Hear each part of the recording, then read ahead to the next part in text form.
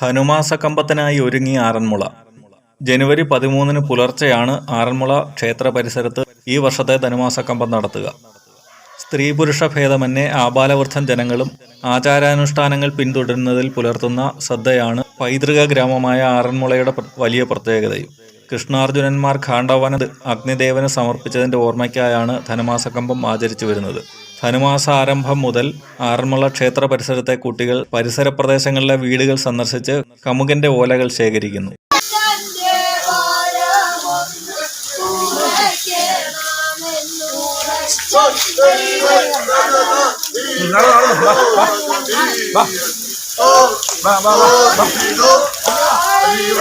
ഇവ ആറന്മുള പാർത്ഥസാരഥി ക്ഷേത്രത്തിന് കിഴക്കേ നടക്കഭിമുഖമായി നിലകൊള്ളുന്ന മൂർത്തിട്ട ഗണപതി ക്ഷേത്ര പരിസരത്തെത്തിച്ച് സൂക്ഷിക്കും.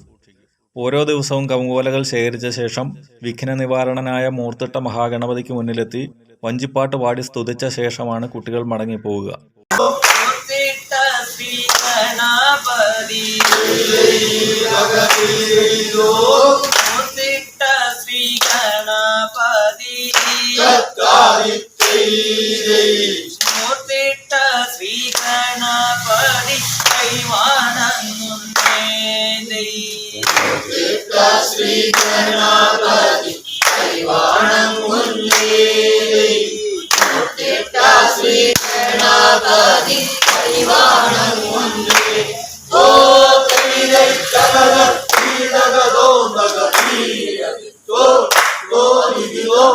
കുട്ടികൾക്ക് പിന്തുണയും സഹായവും പ്രോത്സാഹനവും നൽകി മുതിർന്നവരും ഒപ്പമുണ്ടാകും.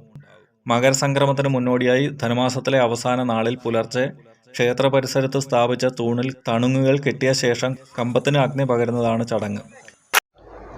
ആറന്മുള ക്ഷേത്രത്തോളം പഴക്കമുള്ള ആറന്മുള ക്ഷേത്രത്തിലെ ഒരു ആചാരമാണ് ധനുമാസക്കമ്പം, തണുങ്ങ് പെറുക്ക്.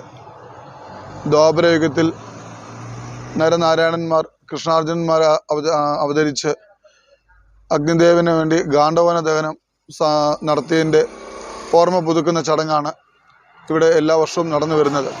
ധനുമാസത്തിൽ ക്ഷേത്ര പരിസരത്തെ കുട്ടികൾ ഈ പ്രദേശത്തെ തണുങ്ങുകൾ ശേഖരിച്ചുകൊണ്ട് പ്രത്യേകം തയ്യാറാക്കിയ സ്തൂപത്തിൽ മകര സംക്രമം അറിയിപ്പെന്നു കൂടി ഒരു ചടങ്ങ് നടത്തിക്കൊണ്ടാണ് ഈ ആചാരം നടന്നു പോരുന്നത്. മാസത്തിലെ എല്ലാ ദിവസവും കുട്ടികൾ ക്ഷേത്ര പരിസരത്തെ വീടുകളിൽ പോയി വഴിപാട് സ്വീകരിച്ച് തടങ്ങ് സമർപ്പിച്ചു കൊണ്ടുവന്ന് ആ തടങ്ങ് അങ്ങനെ പ്രത്യേക ഒരു സ്തംഭത്തിൽ കമ്പം എന്നുള്ള നിലയ്ക്ക് കെട്ടിയാണിത് ചടങ്ങ് നടത്തുന്നത്. ഖാണ്ഡവനം ദഹിപ്പിച്ചതിനെ അനുസ്മരിക്കുന്ന ധനുമാസ കമ്പ ചടങ്ങിൽ കൃഷ്ണാർജുനന്മാരുടെ സാന്നിധ്യം ഉണ്ടാകും എന്നാണ് വിശ്വാസം. കമ്പത്തിനൊപ്പം അധർമ്മത്തെയും നാടിനെ ബാധിച്ച ദോഷദുരിതങ്ങളെയും അഗ്നിദേവൻ ദഹിപ്പിക്കുമെന്നും ആറന്മുളക്കാർ വിശ്വസിക്കുന്നു. DD news Pathanamthitta.